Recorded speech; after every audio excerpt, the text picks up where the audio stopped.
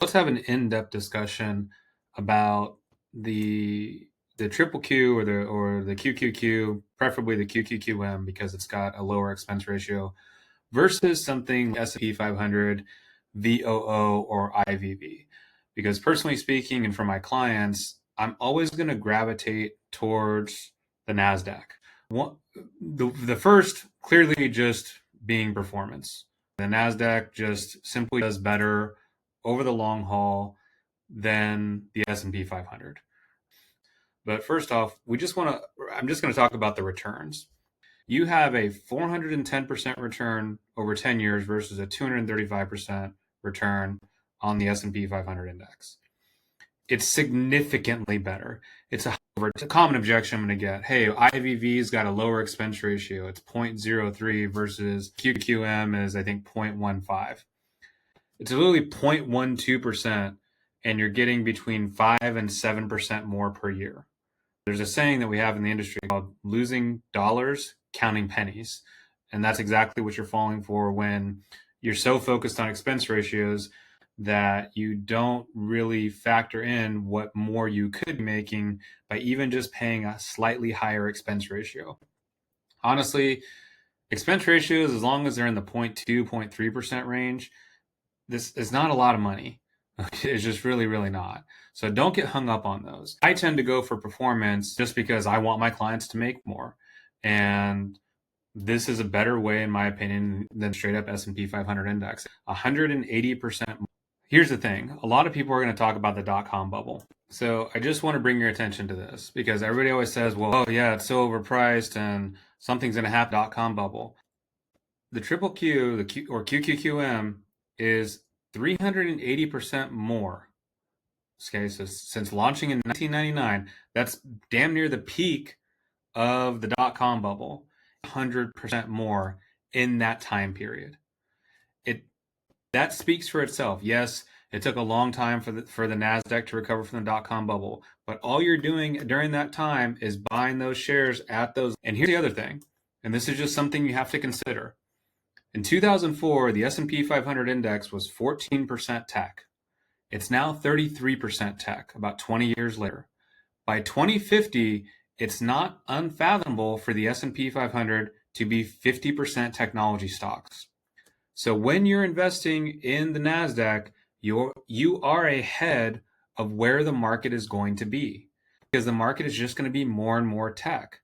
They just have way better profit margins. They have a lot of cash on hand. They're just the strongest companies. And when you take a look at the companies that are in them, look, NVIDIA, Netflix, Tesla, Google, Amazon, Broadcom, Apple, Costco. A lot of people will say it's just technology companies, but it's not. It's tech, it's healthcare, it's consumer staples. Pepsi is in the NASDAQ. Pepsi is in the QQQM. It's not just technology. There are so many other industries that this is invested in. So let's take a look at them. Here's half of the portfolio right here. Any one of these companies, I would put a stake in. Any single one of them. They're insanely profitable, have huge margins, and they're the leader at what they do in their industry.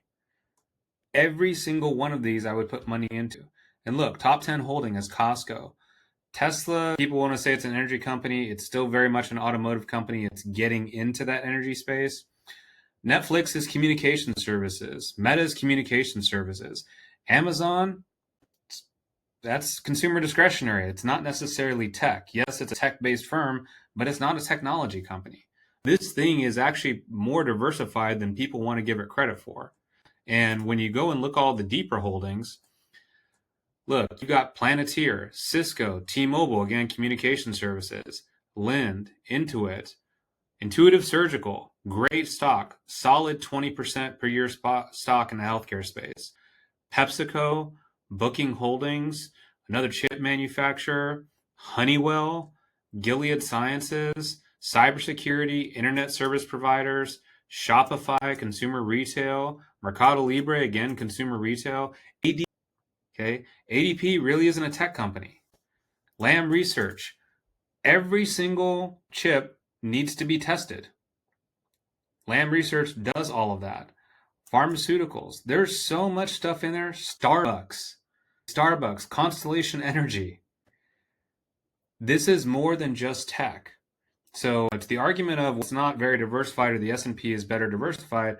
This doesn't hold a lot of weight anymore. There's so much more that's in these 100 holdings that they're doubled down on in this investment versus the S&P 500.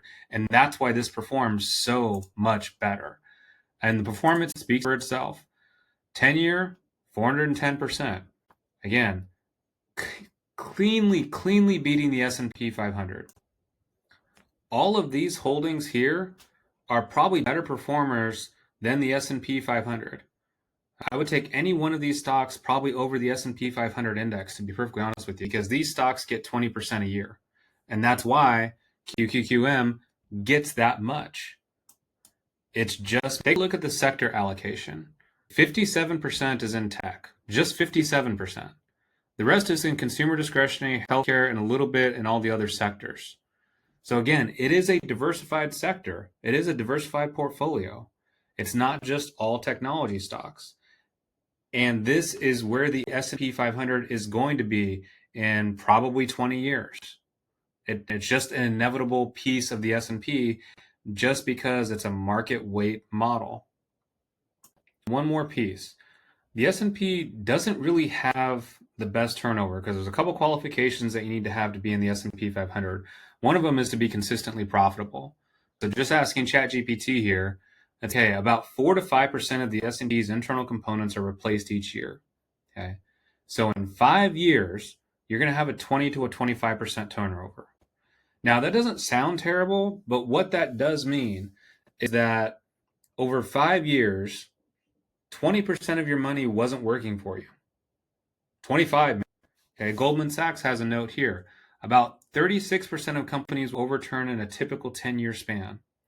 That means in a 10-year span, you could have as much as 1/3 of your companies, 1/3 of your money invested that really is being held back.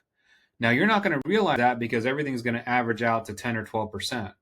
But while the cream of the crop was getting 17, 18, 30%, and you had a bunch of laggards that were negative returns or 4% or 3%, looking at you, energy, when you average those together, you get the 10 to 12, which is a great return, don't get me wrong, but it's not 15 to 17.